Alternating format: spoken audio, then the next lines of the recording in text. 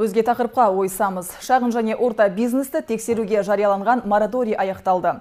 Алайда ұрымтал тұсты пайдаланып, кәсіпкерлерге тұзақ құруға жол жоқ. Осылай деген Қазақстан Республикасы Бас прокуратурасы құқықтық статистика және есепке алу жөніндегі басқармасының аға инспекторы Қуаныш Сырайылов баспасөз мәслихатын өткізді. Естеріңізде болса, елбасы жарлығына сәйкес өткен жылдың 2 сәуірінен бастап 2015 жылдың 1 қаңтарына дейін шағын және орта бизнес субъектілеріне тексеру жүргізуге мораторий жарияланған еді. Ондағы мақсат қазақстандықтарға бизнесті жүргізу үшін қажетті жағдай жасау. Бұл бағыттағы маңызды іс-шараларды тиімді жүзеге асыру үшін ұлттық кәсіпкерлер палатасы да құрылды. Кәсіпкерлердің құқығын қорғайтын орталыққа 3,5 мыңнан астам кәсіпкер арызданған.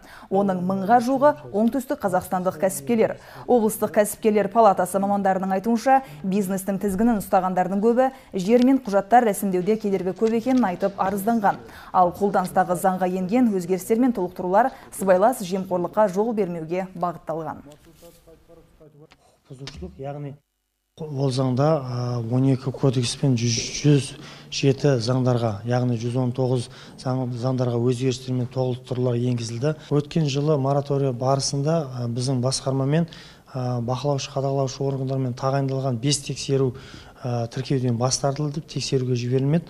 Олар жаңағы кәсіпкерлерді кәсіпкер емес деп бармақшы болған, сонымен қатар орта кәсіпкерлерді ірі кәсіпкер деп бармақшы болған.